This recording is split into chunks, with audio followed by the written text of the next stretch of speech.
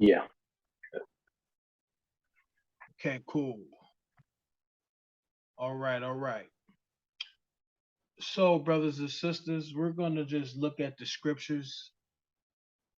Um, there's a couple of doctrines in this day and age that are very prevalent amongst various believers of different schools of thought, whether they be Christian, Hebrew, and so forth from there.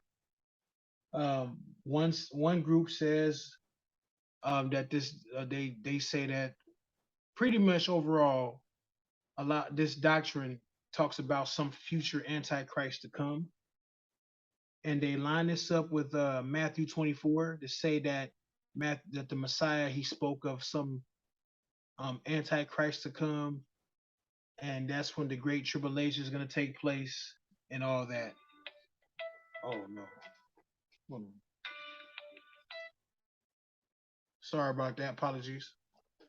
Um, so what we're gonna do is we're going to look and see if Matthew 24 is talking about some future antichrist. And what we're gonna do, we're just gonna take our time and just tap into it. And I'm gonna ask people questions just for clarity purposes to see um, the scriptures I bring out and some of the other things I share lines up I mean just lines up perfectly. What the hell?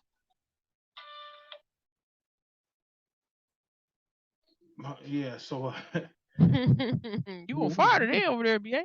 y'all know what's going on. I don't know who that is. But I want to start in Matthew 23. And we're gonna deal with the discussion that the Messiah was having. It was a confrontation. He was dealing with the Pharisees at this time. And he was talking to the people. So let's start at verse 1. Could we zoom in a tad bit if you don't mind?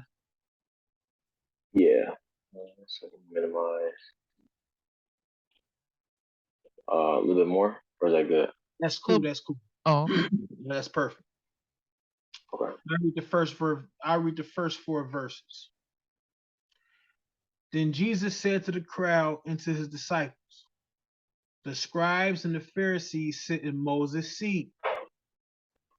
So do and observe whatever they tell you, but not the works they do, for they preach, but do not practice. They tie up heavy burdens, hard to bear, and they lay them on people's shoulders, but they themselves are not willing to move them with their finger. So I just want to stop right there. So what do we have here? We have the Messiah. He's addressing the Pharisees, the scribes, the leaders of Israel. Right. These individuals are people who had heavy influence.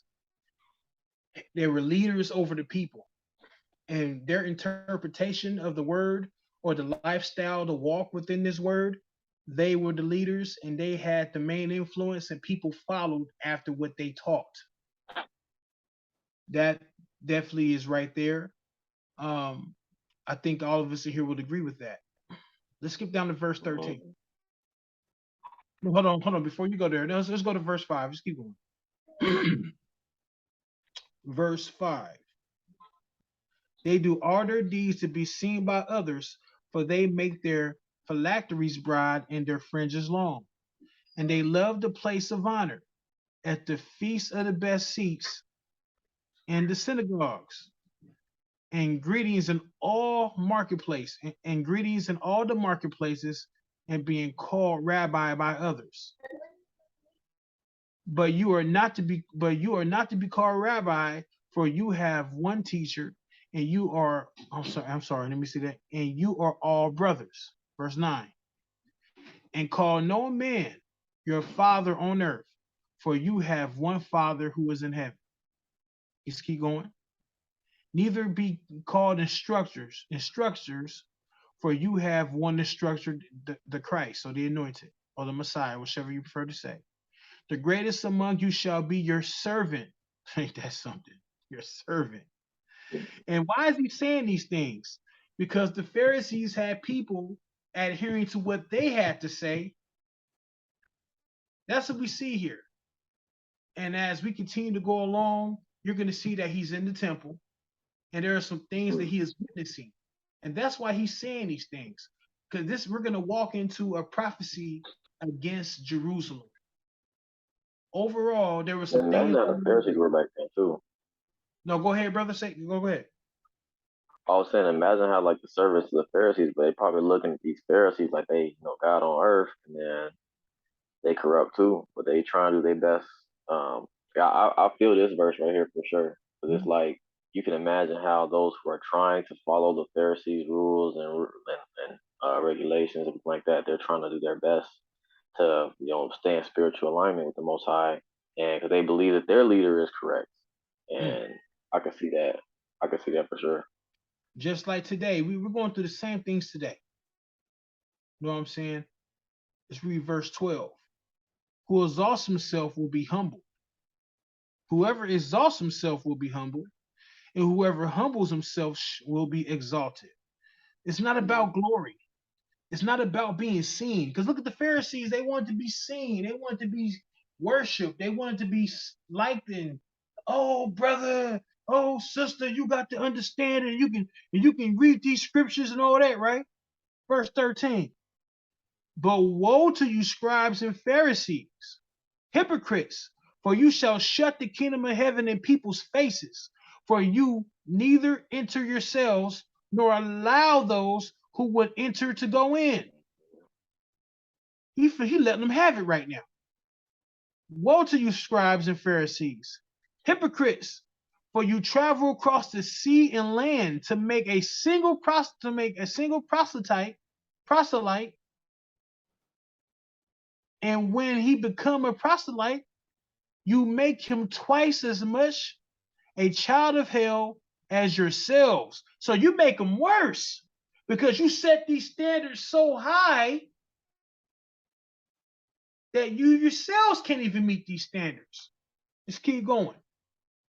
Woe to you blind guys who say if anyone swears by the temple, it's nothing but if anyone swears by God of the temple, he is bound by his oath. 3:17.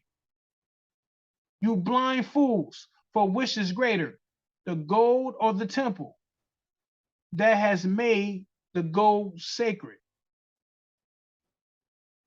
You see what's going on here. You blind fools, for which is greater, the gold or the temple that has made the gold sacred? All right, wouldn't be You know, nothing without the temple. exactly. Verse 18. And you say, if anyone swears by the altar, it is nothing. But if anyone swears by the gift that is on the altar, he is bound by his oath. You blind men, for which is greater, the gift of the altar that makes the gift sacred? Verse 20.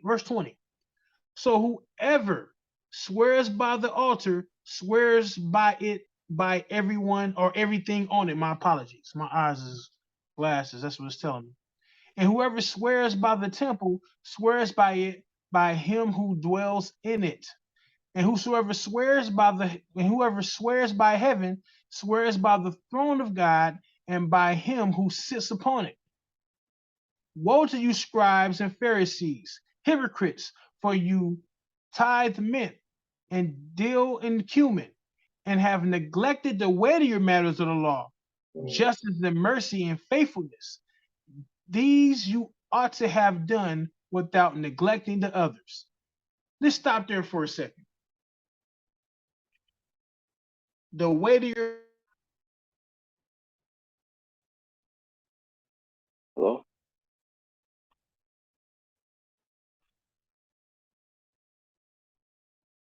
You guys hear me?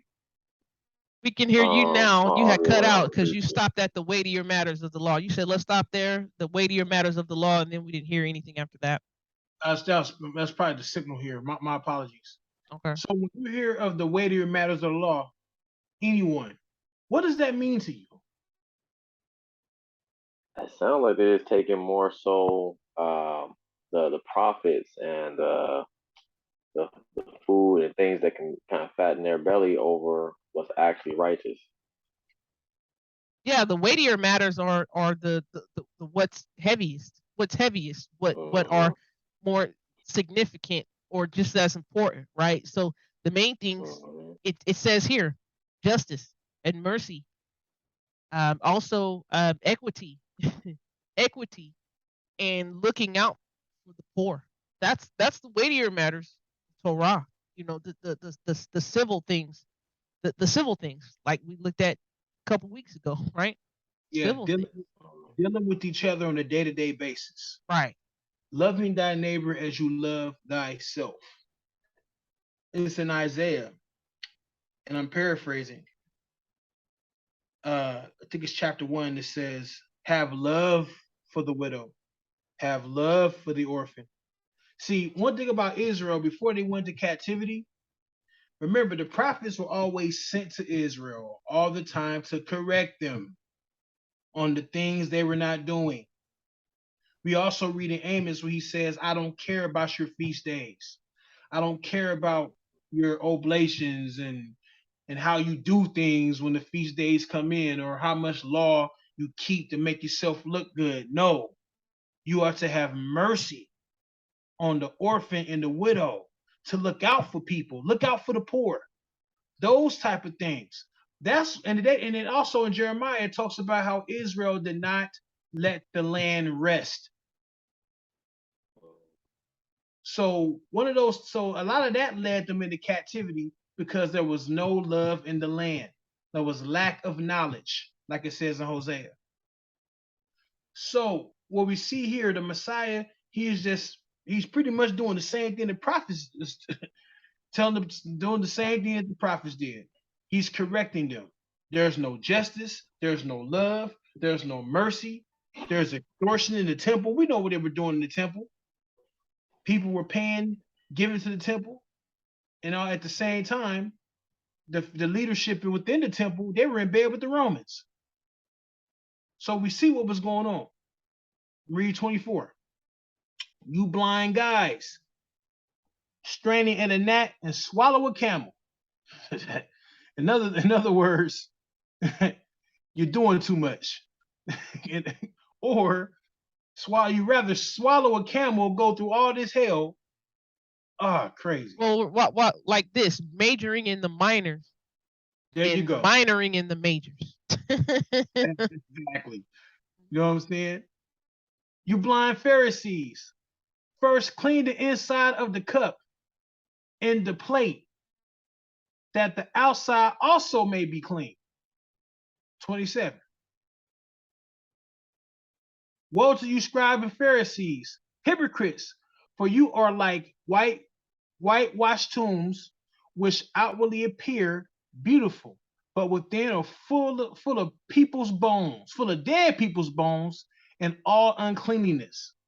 So you also outwardly appear righteous to others, but when you are full, but I'm sorry, read that again. So you are also outwardly appear righteous to others, but within you are full of hypocrisy and lawlessness. Woe to you, scribes and Pharisees, hypocrites, for you build the tombs of the prophets and decorate the monuments of the righteous. Did I read that right? Is my eyes going? Build the tomb of the Yeah, if prophets. you need a break reading, BA, you know what I'm saying? Because you up here teaching and reading, bro. Like, you need a break, Yeah. let us know. Okay, I'm gonna read. I'm gonna read up to 31, and then then I'll let you guys go ahead. Saying, if we had lived in the days of our fathers, we would not have taken part with them in shedding the blood of the prophets. Thus you were thus you witnesses against yourselves that you are sons of those who murdered the prophets. Fill up then the measure of your fathers. You serpents, you brood of vipers, here are you to escape being sentenced to hell. How are you to escape being sentenced to hell? So in other words, man, you will curse yourself to the grave. You are these actions you're not willing to change, and you already cursed yourself to hell. Let's keep going. Verse 34. Therefore, I send you prophets and wise men and scribes, because this is just the kicker. This is the point I want to get into. Therefore, I send you prophets and wise men and scribes, some who you will crucify, and some you will flog in their synagogues and persecute them from town to town. And we know this is going to happen after he passed on, after he died and resurrected, because you have the apostles, you have various other people who were murdered or martyred, and so forth. Verse 35. Okay, Brother Marlon said he had to be right back. Um, if I Okay. can, let me see if I can share my Well, I can just read from my scriptures because I was reading on the screen. Right, you reading from the screen, but it's like, let me make sure everybody can see 5 and 35. Okay. That's the blue letter, right?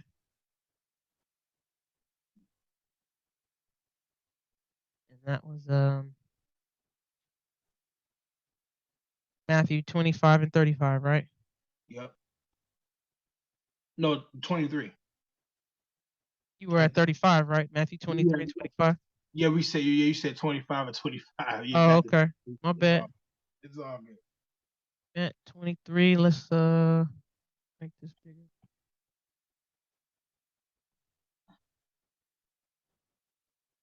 Yeah, that's a lot bigger. Yeah, that other one was just that's just okay.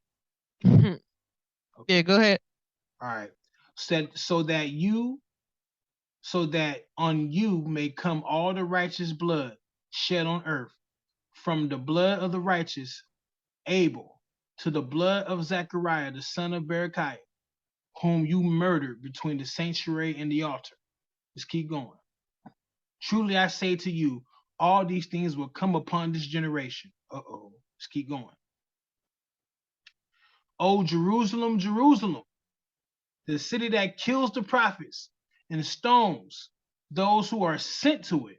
How often would I have gathered your children together as a hen gathers her brood under her wings, and you were not willing. See, your house is left to you desolate. It's going to be empty. Empty. For I tell you, you will not see me again until you say, blessed is he that comes in the name of the Lord. Your house is left desolate. Yep. And your house, see, your house is left desolate. What happened? You kill the messengers bringing you the word of the Most High. You're rejecting it. Therefore, the Most High is going to reject you. Therefore, your house is left desolate. And when your house is left desolate, it starts looking decrepit. There's no there's no one to keep it groomed. There's no one to maintain it. Right. Yep. It's pretty much naked. It means it's unprotected. Right. Um, Mm, that's crazy. Yeah. Desolate. Continue. desolate. And notice how we had that's in the title of the lesson, part of it, desolate. You know what I'm saying? Let's look up that word desolate real quick.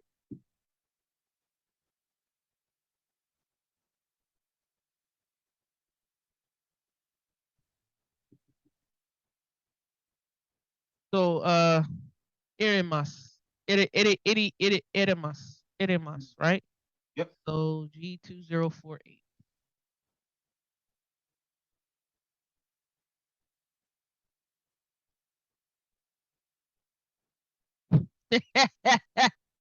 Wilderness, Wilderness, desert, desolate, solitary.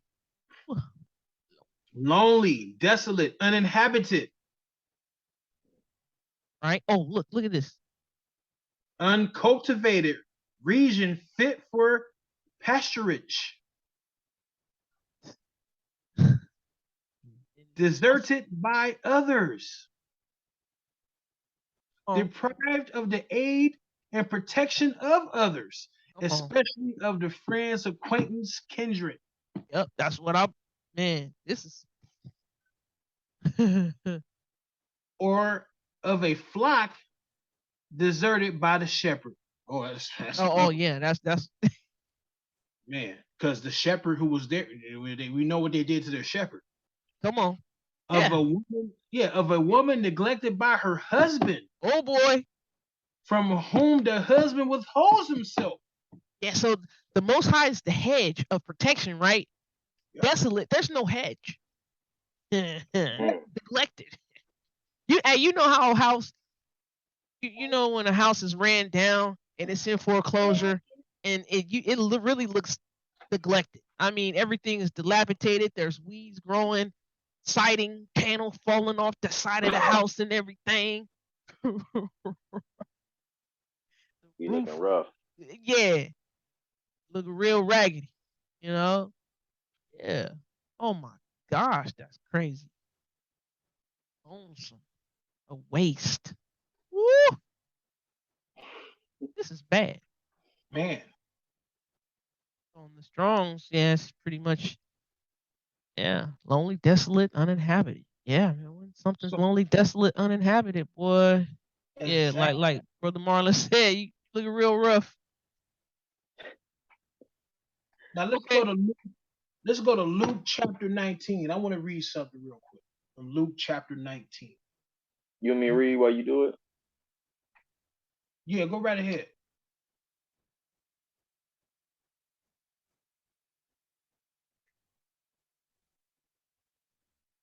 Now we just read where Christ was weeping over Jerusalem, right? Go to verse 41.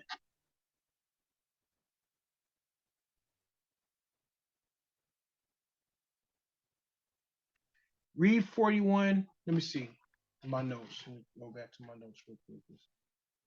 I'm all over the place right now. want to take back the screen, Maury Marlon? Yeah, I can. Okay. Hold on 1 second.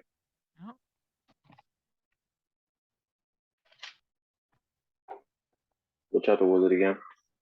Luke 19, At verse 41. 41. Yep. I like Luke because he only well, like I said, we'll walk into it. I don't want to give too much. We'll just walk into it. You know what I'm saying? So start at verse 41 and stop at 44. Okay. And when he drew near and saw the city, he wept over it, saying, would that you, even you, had known on this day the things that make for peace, but now they are hidden from your eyes. For the days will come upon you when your enemies will set up a barricade around you and surround you and hem you on every side and tear you down to the ground, and you and your children within you, and they will not leave one stone upon another, because you did not know the time of your visitation. Mm, ain't that something? Even though Matthew doesn't say it word for word, but we see this is the same conversation. It's just that Luke, he just worded it a little different. Any questions, comments, observations before I move on? Yeah, pretty much. The people just wasn't paying attention. They were so worried about being seen, majoring in the minors. Next thing you know, you're not gonna you're not gonna know to protect your temple. That some your enemies are gonna surround it. They're gonna take it down, and what protects you, what sustains you, is not gonna be there anymore. Why? Because you wasn't paying attention. Exactly. So you so much of a teacher, you wasn't paying attention to actually what the Torah and the prophets actually were getting you to recognize, right? So Mm-hmm. that you could be better prepared, so to speak, Exactly. That's right? right. Exactly. Now let's go back to Matthew 24 because we're gonna be going back and forth. We're gonna go Matt 22, Matthew 24. 24. Yeah, but we were in 23, and we pretty much we see that Christ he is letting the Pharisees have it. He's talking to the people. He's talking to his disciples, and this is this. So nothing's changed. But for some reason, what I noticed when I first started hearing this teaching about this is going to be the rapture or fleeing to the wilderness, I used to always notice they never start with Matthew 23 like we did. I did all the Matthew 23 so we can get an understanding of the context of what's going on. And then I also noticed as I would listen to this teaching on fleeing to the wilderness or the rapture is coming, when they start teaching from Matthew 24, they never start with verse 1. They'll skip verse 1 and start at verse 3 and work their way on up into something That's a good futuristic. point. Good point, BA. Good You know point. what I'm saying? It just they just skip over that Don't serve their purpose. as woo. Because hey sis, what we always say, context kills doctrine. Context kills the doctrine. And start at number one. Start at verse number one. Or even sometimes you gotta go past verse number one because a lot of the narratives with some of what we're reading, they start chapters up. The division of the chapters in the books were by Christian scholars who didn't understand Hebraic Hebraic storylines, so to speak, right? Exactly. That's the So they been chopped and screwed the narrative of a story up. But go ahead. So we're gonna start at verse 1. Because let's get to it. Let me see. Oh, I'm sorry, I'm in Luke. Let me get to Matthew 24. Let me get on vibe with y'all. Hey, my man Marlon, can you make that a little bigger, please? Just a little bigger, yeah. if it's not too I much. heard last time I was too small. I had to make sure I can get it for your eyes. Yeah, But that's better BA, for my. you got some better glasses, bro. Yeah, no, I've been ignoring it and I've been ignoring it, and now it's just yeah, because my daughter she got hers, and now I'm like, oh I'm wow, just messing with you. no, seriously, I need reading glasses. Oh, No, okay, it's all good. no, it's Is cool, that bro. any better? That's much better. It's much better. Okay. So Jesus left the temple and was going away when his disciples came to point out to him the buildings of the temple. But he answered them, you see all these? Do you not? I'm saying, do you not truly say, hold on, let me say this one more time. I think But you had it right the first time. yeah, but he answered them, you see all these? Do you not? Truly I say to you, there will not be left here one stone upon another that will not be thrown down. Now we hold on. Wait a minute. He's talking about something. He was in Matthew 23. He's talking about the Pharisees, the scribes, the leadership. So obviously he had to be somewhere. He was inside of somewhere. He was inside the temple. Then it says in verse 1, he went out the temple, and then it led into this what we're going to get into now. Yeah, I read verse 2, right? That was yeah. I think you finished verse 2. He's going on 3. Yeah, But oh, yeah, okay, verse cool. 2. So the disciples, okay, yeah. So and he sat on the Mount of Olives. The disciples came to him privately, saying, tell us when will these things be, and what will be the sign of your coming and the end of the age. These things. He's talking about what's going on in the temple, and something's coming. Something's coming. Let's Yeah, go it's to like Luke. Go ahead.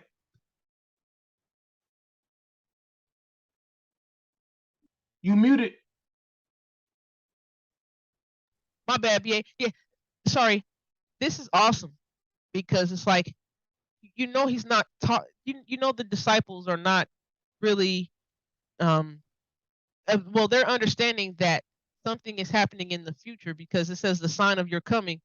But I'm like, the sign of your coming, but he's already there. So they know with Yeshua already being there, there's a future event going to take place because it says what's the sign of your coming and the end of the age. So when it talks about end of the age too, right? That's the goal of what's to come, the new kingdom, pretty much the olam. You Yeah. know, they call it the olam. But go ahead, BA. Sorry. No. You don't have to apologize. This is I like this. You know what I'm saying? And this is what he said. Hold on, but first, let's go to Luke chapter 21 now. We're gonna be going back and forth. Luke 21.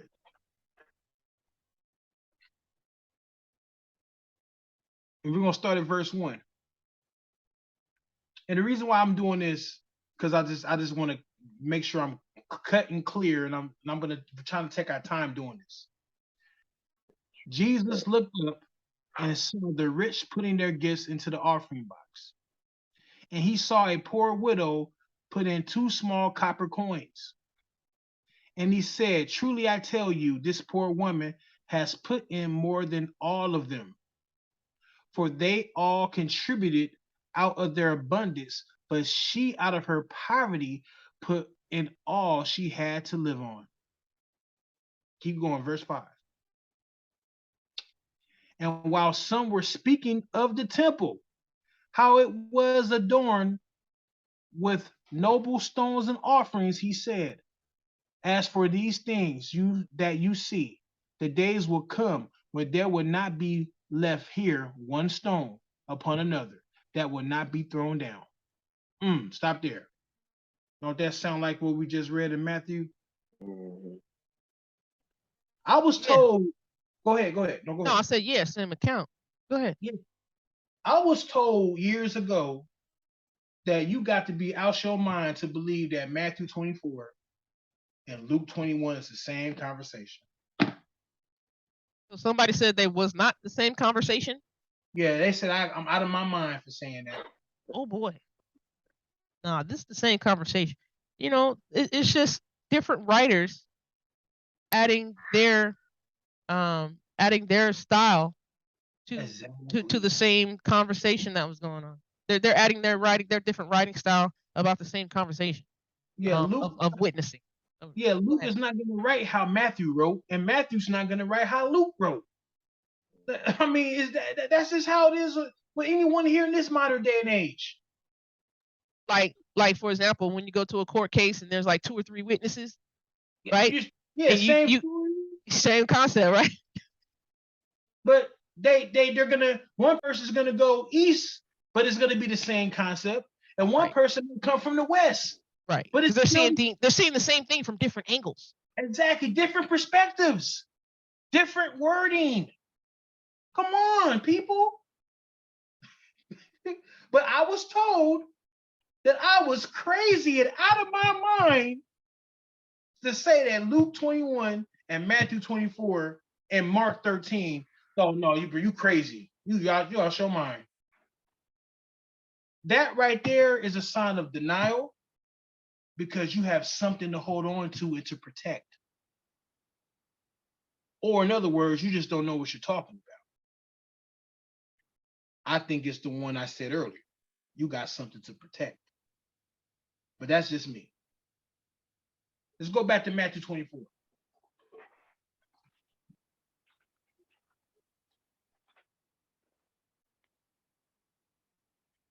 And let's go to verse 3. I want to look at verse 3 one more time. And he sat on the Mount of Olives.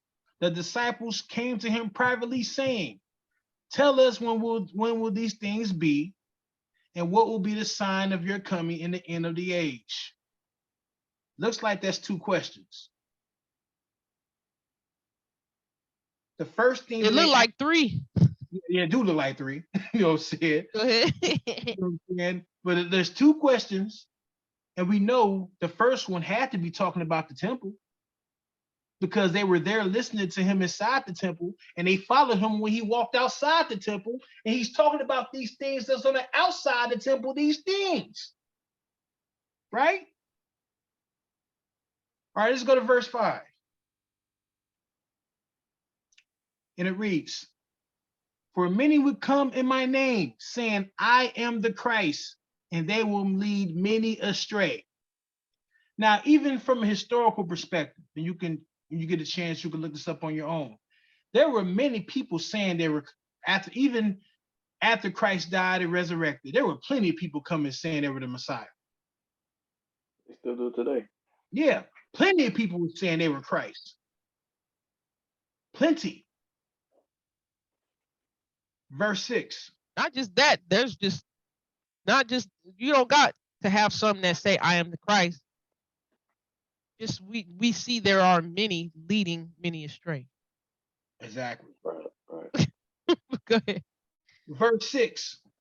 You will hear wars and rumors of war. See that you are not alarmed, for this must take place, but the end is not yet. But the end is not yet. Let's go to Just had a Luke. conversation on this actually. Yeah. No, I didn't hear that. No, you broke up kind of, brother. Say it one more time. No, I'm saying I just had a conversation about this because this young brother out here, he ran to some Israelites. I want to say like a week or two ago. I think they were from like IUIC or something or ISUPK. But he got his mom all questioned and scared out, and he was just bringing stuff like this up there, and we just started talking about all the stuff there. So this just reminds me of that. Hmm. Yeah, what I want to say is Shalom Salakia. I just wanted to say hi to everybody. Make sure everybody know I was here today. I'm listening though. Y'all keep going. Y'all keep going. I'm about to go buy me some fruit. Shalom. Shalom. What's up, Sister Arlene? Shalom. Y'all shalom. You know what I'm talking about? What's up, Ak? What's up, Akadi? Oh. What's up? Yeah, What's up, Akadi and Shanti? Akadi and Shanti. Yeah, go back to let's go back to Luke 21.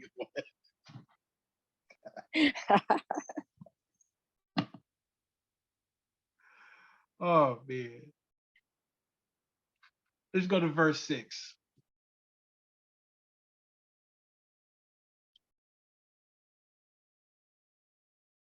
Verse 6. As for these things that you see, the days will come when there will not be left here one stone upon another that will not be thrown down. Verse 7. And they asked him, Teacher, when would these things be?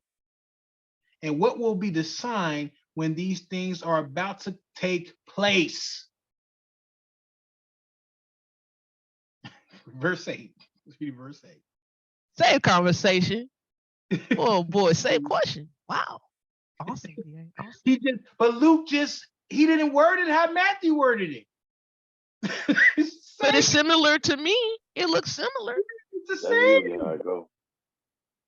Verse. It was Go ahead, Mark first, and then Matthew and Luke copied off Mark with their own account, I guess. Not so much copy, but they put their own account based off what Mark put in. Exactly. And to be honest, Right. when Matthew 24 is brought up, no one likes to. No one. We forget about Mark 13. Right. We just simply forget about it. But let me read verse 8 real quick. See that you are not led astray. For many will come in my name saying, I am he. And the time is at hand. Do not go after them. Let's go back to Luke 24. I just had to do that. I just had to. I just had to. Start at verse. Matthew 24. And let's go down where we're at. We were at verse 7, I believe, in Matthew 24. To Matthew 24 or Luke? 24. Yeah, I'm sorry. I'm sorry if I said Luke 24. My apologies. You good.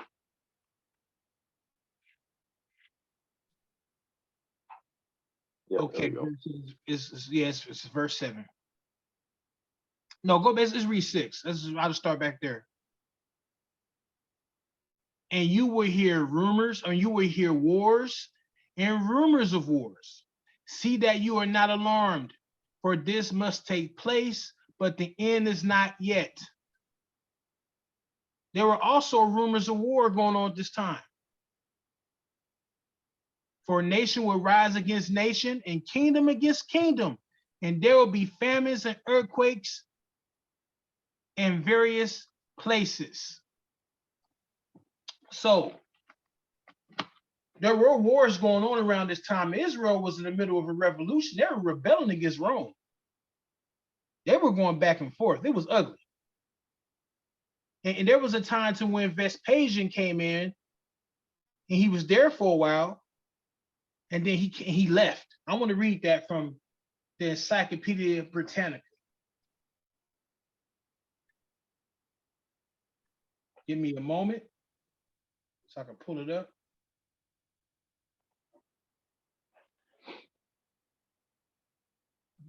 The first Jewish revolt is the Encyclopedia Britannica.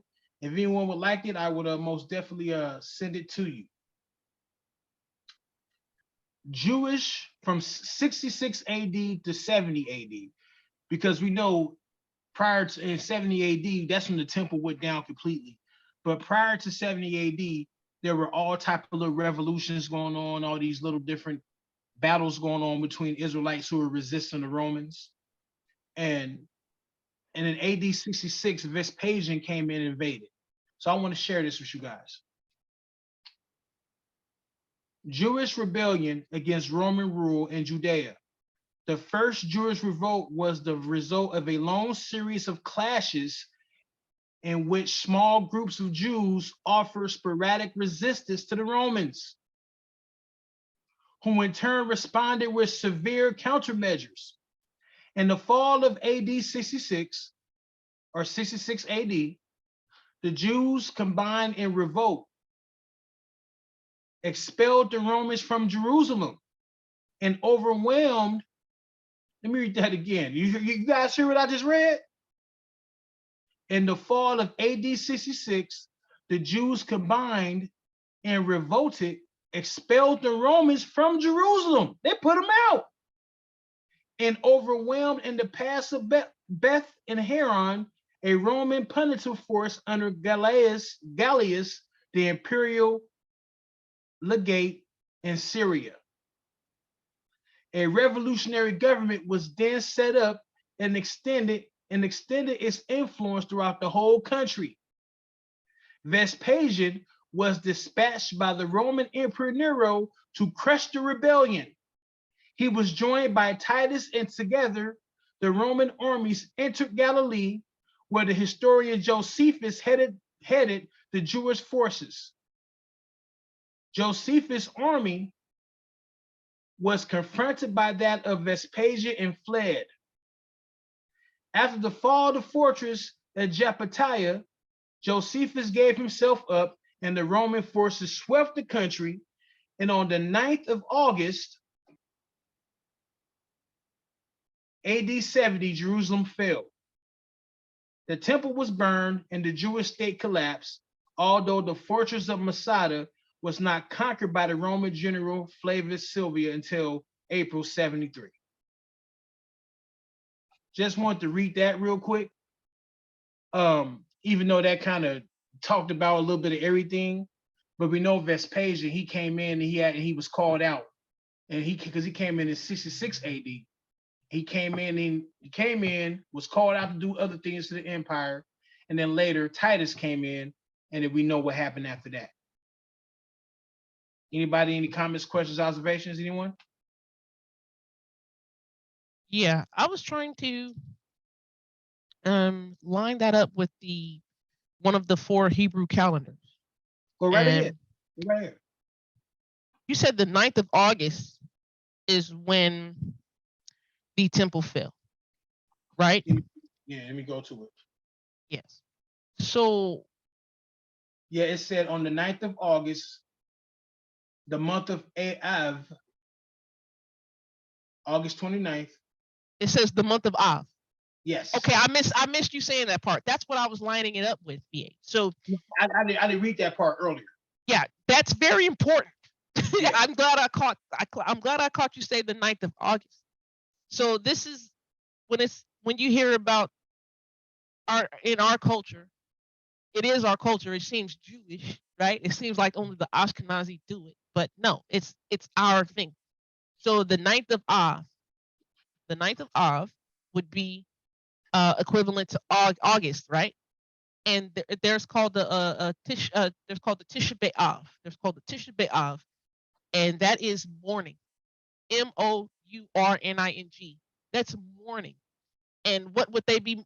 What would we be commemorating? What would our people be commemorating when they mourn this time of year? They are mourning the destruction physically of the temple in 70 CE, right? I just wanted to put that out there, BA. No, that's cool. That's cool. No, I ain't got no problem with that. But that was it, or that was it? Yeah, that was it. See, I just wanted to say a lot of the traditions that we come up with are not bad. A lot of them have to do, a lot of them are biblically sound. They're, like we come up with Hanukkah, we come up with Purim, we come up with Tisha B'Av. Why wouldn't there be a tradition for the mourning of, or the memorial of when the physical temple got destroyed? You know, so all traditions are not bad. When we just have to look at what the Pharisees were doing when it came to their tradition of the elders. A lot of those traditions were nullifying the written Torah, the written instructions. And like you pointed out, BA, a lot of the Pharisees, they were telling the people to do this because they had massive influence on the people. However, the Pharisees were hypocrites because they told the people to do these things and the Pharisees did not do them themselves. So I just wanted to add that real That's key. I like Kind of that. piggybacks on what you were saying last time too, Sean. What?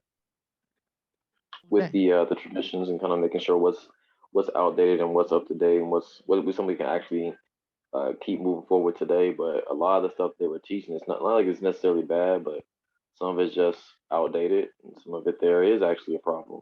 But it's based off how the Pharisees aligned it. Yep, absolutely. I'm done. That's what's up. That's what's up. That's some good information right there. And then we don't realize how a lot of traditions line up with the scriptures, even though the scriptures may not speak on them verbatim, but we see the mindset and the thought of the ancestors. That most definitely is a good thing to bring out. Thank you, sis. Appreciate that. Let's go to verse 8.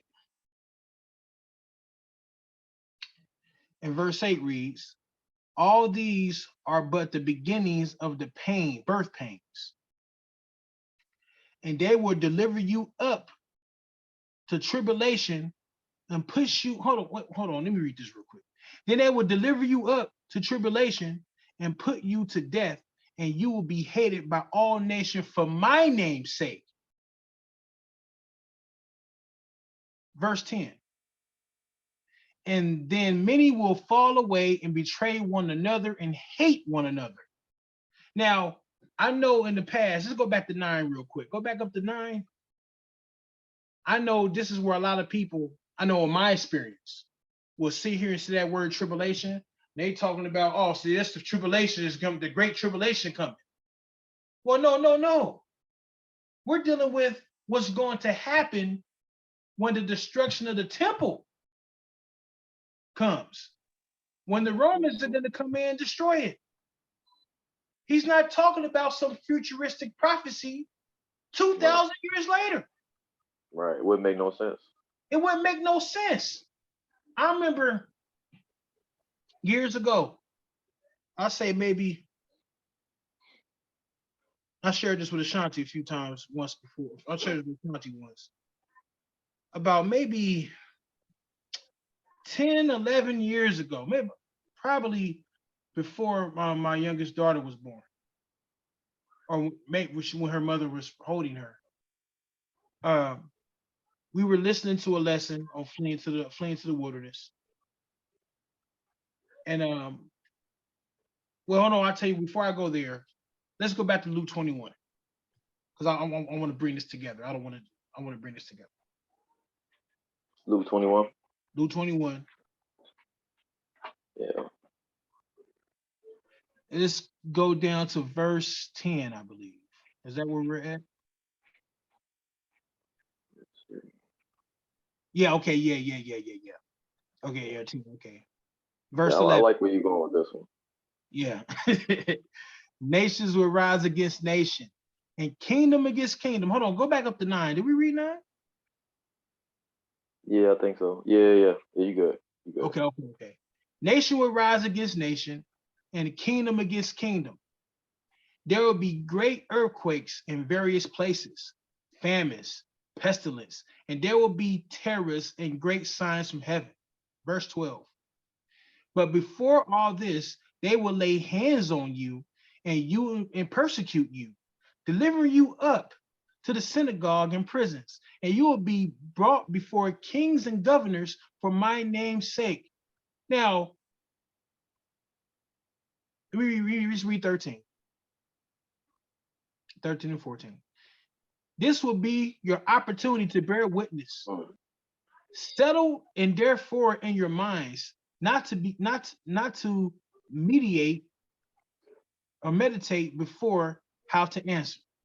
Verse Right. 15. For I will give you a mouth and wisdom, which none of your adversaries will be able to withstand or contradict. And I'm reading 16. And you will be delivered up even by parents and brothers and relatives and friends. Some of you, some of you they will put to death, and you will be hated for my name's sake. Now let's go back to Matthew 24. Because still, I want to And one thing too. Oh, okay. You gonna wrap up with Matthew 24? no. We can go back to Matthew 24, but make the point. My apologies, brother. Make the point. Well, one thing I really like about this verse though, it keys in right here where you're gonna be delivered up to the synagogues and prisons, right? Yep. That to me signifies this is going to be imminent. This is not like you mentioned before, 2,000 years later, because this is not happening today. This right Yep. here, there's no way it's happening today. Good Um, point, Maureen Marley. but this is something that, like, say for example, if we had to compare any time period in the last 2, 3 thousand years of the world, people going through something of this nature or this magnitude, we're looking at their own abomination or the abomination of desolation at this point in time for them, because you're going through all these trials and tribulations. You're seeing all these famines, all these pestilence, all these wars take place because it was a terrible time. And right now, we're just not going to be able to see that kind of impact happen. Not with modern society, the way things are structured. Like you would have to Yeah. have a total breakdown of modern society for it to work this way. But this would have to be an imminent prophecy based off them having an actual synagogue to go to. Maureen Marlin, thank you for pointing this out. You hit BA's point on the head if it was a nail as to why he's doing this That's lesson. why I said We have to I look like at where what he's going with this one. yeah, we have to look at what it meant to the initial audience first. Hmm. But go ahead, BA. But I'm glad Marlon brought that up because you have to take your time with these scriptures. See, I didn't even think of that. Synagogues. I didn't even think of that. But that's why I like the style that we do here when we're teaching and bringing things out, because there's no such thing as a teacher that's superior over nobody. We are all teachers and we all learn from each other. Iron sharpens iron. And right there, that was key right there what Marlon brought out. Man, praise the Most High for that. That's something I learned. So when I'm doing this again with somebody, I'm gonna use that. Real talk. I'm gonna use it. You know what I mean? Let's go back to Matthew 24. But you see the picture they were painting. There's a big picture, and I'm showing you two different types of art. I'm showing you Matthew's art, and I'm showing you Luke's art, because we're being told that this ain't the same conversation, and we're building it up. So when we let's go down to verses Matthew 24. Let's go down to verse 8 and 9, I believe. This is where we're at. Yep. Okay. Verses go is read. Yep. All these are but the beginning of the birth pains. Then they will deliver you up to tribulation and put you to death, and you will be hated by all nations for my name's sake. Verse 10. And many will fall away and betray one another and hate one another. Verse 11. And many false prophets will rise and lead many astray. And because lawlessness will be increased, the love of many will grow cold. But the one who endures to the end will be saved. Now, wait a minute.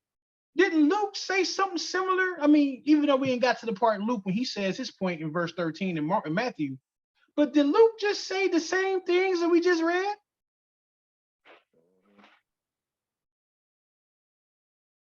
He did. He just worded it different.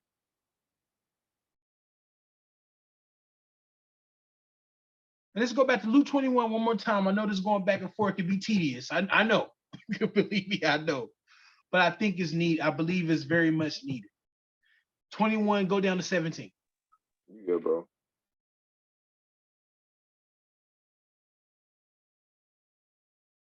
And you will be hated by all for my name's sake, but not a hair on your head will perish. But your endurance will gain your lives. Hold on. But your endurance will gain your lives. Go back to Matthew 24, where we were just at.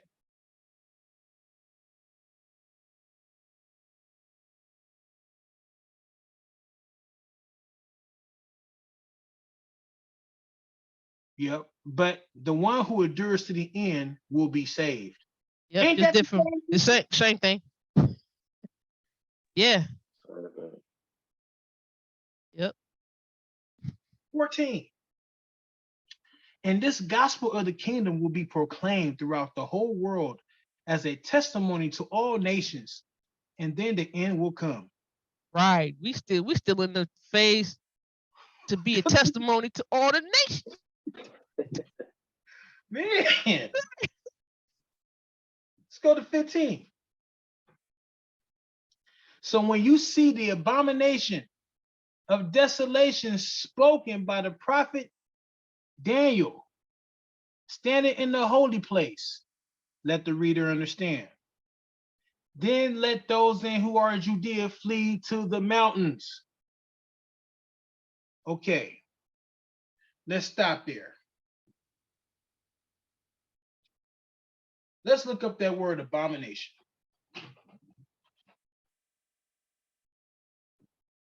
I know me and Sis, we did a little something on this a few months back.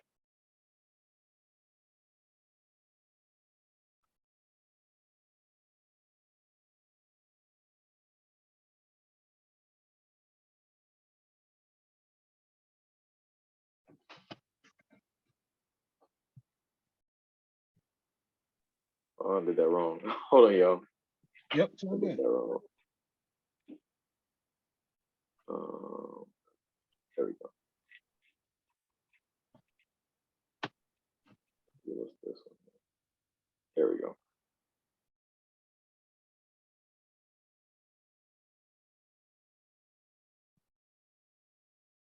And it reads, a foul thing, a detestable thing, of idols and things pertaining to idolatry. Let's keep going. Is there any more? At the lexicon. Yeah, a foul thing, detestable thing, an abomination. So he's not necessarily saying that the abomination of desolation is a person. The abomination. And we looked at the word desolation, it just simply means to leave desolate. So this detestable thing is going to make the land desolate. Desolate. Does anybody have any idea what he could be talking about? I feel like this could be the Maccabean era with the Greeks, or it could be with the Romans as well. I think it could be either of those. Well, go ahead. If Yeshua's talking about it, I think it's past the time of the Greeks and the Maccabean revolt. Maybe it's something from the Romans, like you're saying, Brother Marlon. Maybe I mean, whatever the Most High hates here, because it's detestable, it's disgusting. The Most High hates it. It's something from the Romans. Yeah, but go ahead. No, go ahead. It's like you said. It's something. It's like it says here, something pertaining to idolatry. So go ahead, BA. All right, I'm gonna go to another article. Give me a second. I got too much stuff in this phone. Man, you popular today, bro. Oh well, hey man, it's thank you, bro. I try my best, man. I try my best. There's an article, and it's from. And I'll give you the website, or let me know. I send it to you guys. It is called. Yeah, send it to Marlon so he can put it up on the screen. Okay, how would I send it to Marlon? You could Did put I it in put the the link? chat. You could put it in the chat here. Yeah. Okay, yeah. Let me copy the link. I'm putting in the chat. Yeah, I don't know why I didn't think of that. Yeah, man. Work. It's work. Work got your throat. Yeah. I just sent it.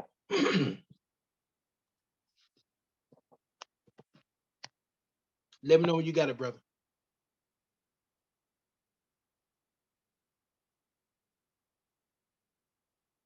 Yeah, it's in the chat.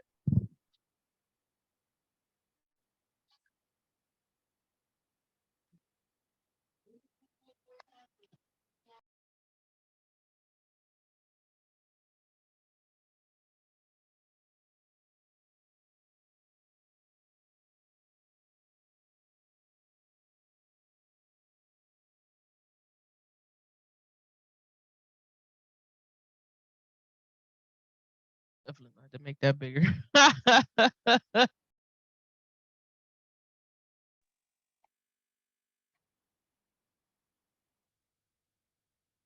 Oh yeah, that's good right there. That's good. Okay, because when we read in Matthew, it lined it up. It mentioned Daniel. So what we're going to do let's go down some. The introduction. That's what I want. In the early 3rd century CE, Hippolytus wrote the first known Christian commentary on Daniel. For him, Daniel chapter 9, 24 and 27, originally pertained to the Antiochian, is that Antiochian? Yeah, Antiochian.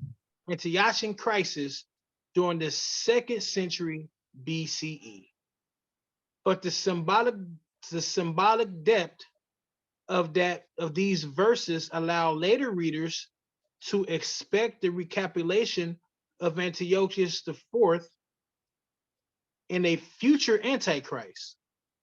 Antiochus IV was one instance of a recurring pattern of insolence and oppression throughout the Bible and the redemptive history.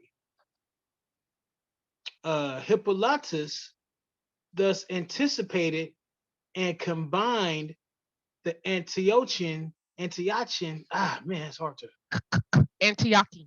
Antiochian, and It's this you said make it easy for you. Pronounce it as a K. Antiochian. Antiochian. Antiochian, There you Antiochian. go. Okay. Like kite. Yeah, Antiochian, okay. And this Antiochian. Go ahead. oh, good. And dispensational interpretations of Daniel's 77, hold on, in Daniel's 77s. He however was not the first person to apply the 77s to more than one context. Jesus and the gospel writers in Matthew 24, Mark 13, and also Luke 21. They didn't have it here, but we know, I just want to mention that, had already modeled typological exegesis. Neither Jesus nor the gospel writers thought that the verses in Daniel about the abomination of desolation, that Daniel 9:27, 11, and 12 directly predicted the Roman, hold on. Neither Jesus nor the gospel writers thought that the verses in Daniel, hold on, why am I having a hard time looking at this? Can You you want me zoom to it up? read it? Because he needs Yeah, to make it bigger probably, but you want me to read it, BA? yeah, go ahead. Okay. So Jesus and the gospel writers in Matthew 24 and Mark 13 had already modeled typological exegesis. Neither Jesus nor the gospel writers thought that the verses in Daniel about the abomination of desolation in Daniel 9, Daniel 11, and Daniel 12 directly predicted the Roman razing of the Jerusalem temple. So the razing must be the destruction, right? Yeah. They knew that the writer of Daniel was talking about the Antiochian crisis. Nevertheless, they Mhm. read Daniel typologically and saw in their day a repetition of the pattern of unbelief and worldliness that the writer of Daniel had applied to Hellenistic Jews during the reign of Antiochus IV. In other words, they expected a replay of the Antiochian crisis. Desolation of God's temple would occur again at the hands of a Gentile army, this time Rome. The Seleucids and Romans represented historically independent but typologically related administrations of divine judgment. It is this typology that Jesus and the gospel writers want the reader of Daniel and the gospels to understand. Hippolytus evidently observed the typological hermeneutic of Jesus and the gospel writers and then reasoned his way from Antiochus IV to a future Antichrist who would live long after the fall of Jerusalem in 70 CE. But you see the point that's what's going on here? There was something key that you read that the abomination was likened to what? An army. An army, Rome, So let's go army. back to let's go back to Matthew 24.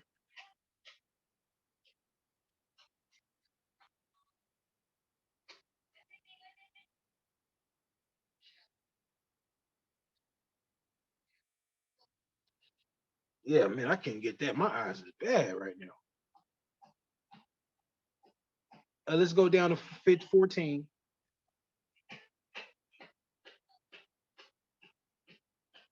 No, yeah, 15. I'm sorry, 15.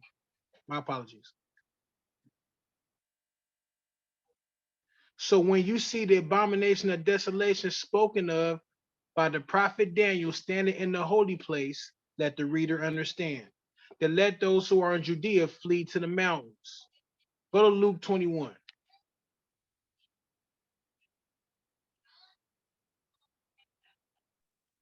You know what's interesting about that though? A lot of people that I grew up with in Chicago, they thinking fleeing to the mountains means we plan to leave Chicago and head to the mountains in Jerusalem. Yeah, that's Like that's a lot of traveling. man. Man, or people will say this is when the rapture is getting ready to pop off. Right. Let's go down to verse 20.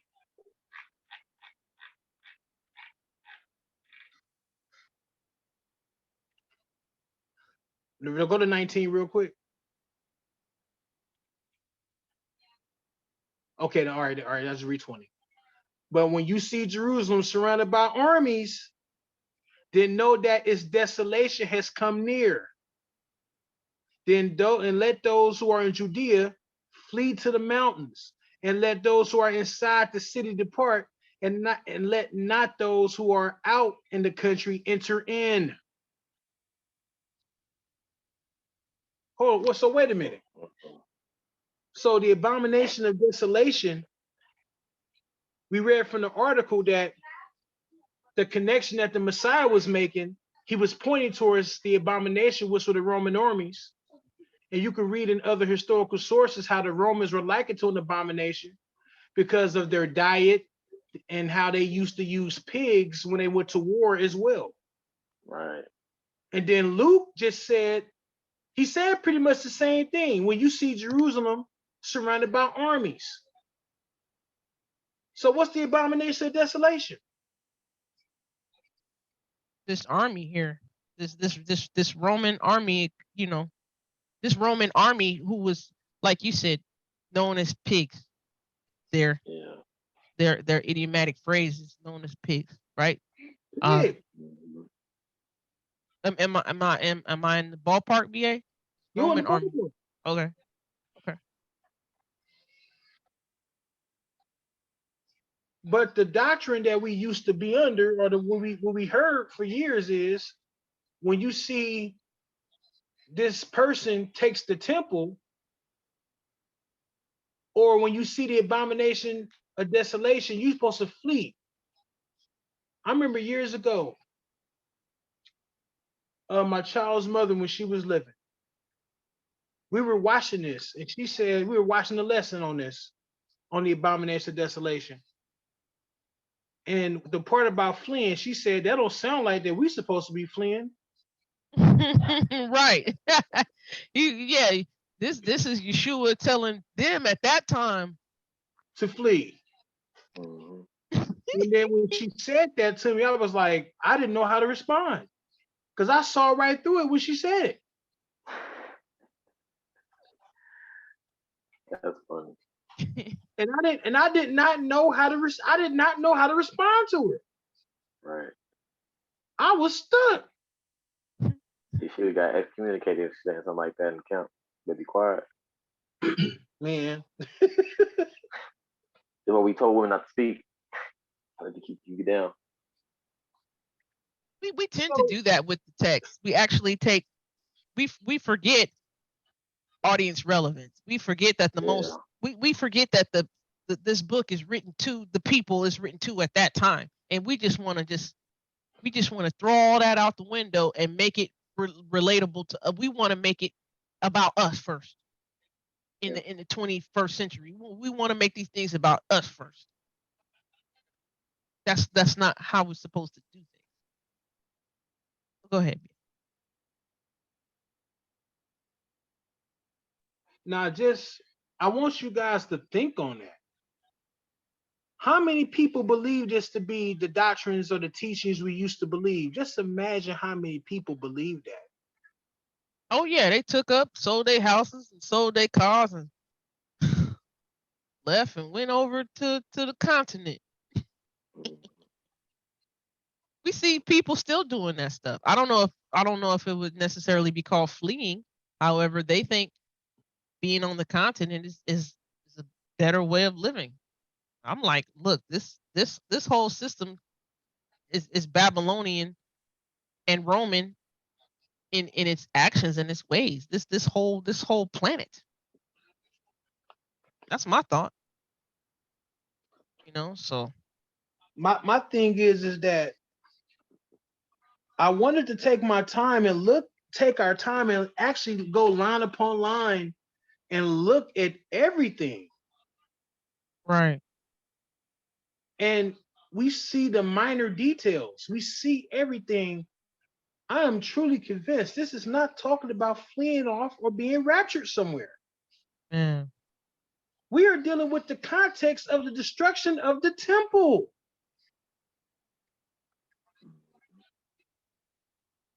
The destruction of the temple that got destroyed 70 CE.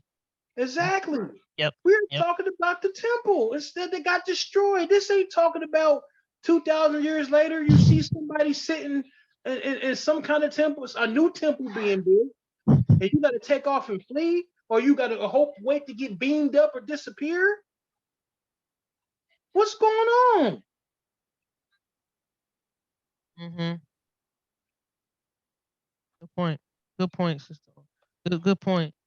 Good And good good that's point. all I'm saying. Like we're Christ said, do not be deceived.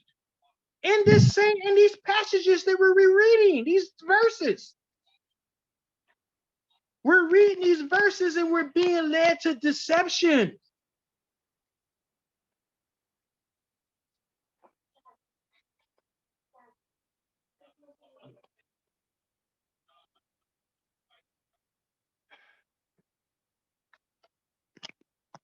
Look, brothers and sisters, I hate to cut this short. Yeah.